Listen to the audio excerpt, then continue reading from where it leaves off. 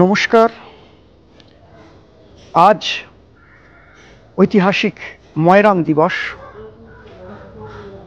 14ই April Hindu মুসলিম শিখ ইসাইয়ের রক্তে ভিজে গিয়েছিল ভারতের উত্তর পূর্বাঞ্চলের মাটি।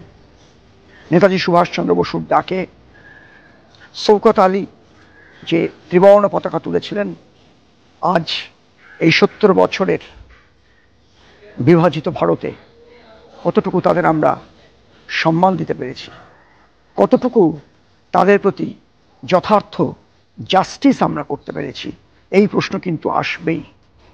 ইতিহাসের চাকা ঘুরছে, উঠে আসছে অনেক তথ্য।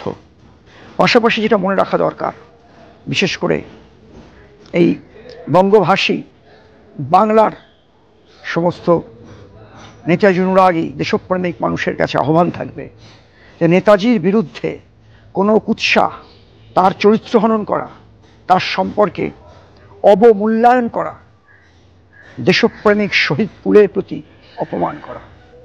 নেতাজি একটা প্রতীক, একটা সংগ্রামের প্রতীক, একটা লড়াইয়ের প্রতীক, দেশপ্রেমের প্রতীক। নেতাজি সুভাষচন্দ্র বসুর ওপর লাগাতার একের পর এক তথ্য প্রমাণকে উপেক্ষা করে নেতাজির চরিত্র হনন চলছে, তার বিরুদ্ধে ভুল ইতিহাস শেখানো হচ্ছে, পড়ানো হচ্ছে, প্রচার করা হচ্ছে সেমিনারে, উৎসবে, আয়োজনে।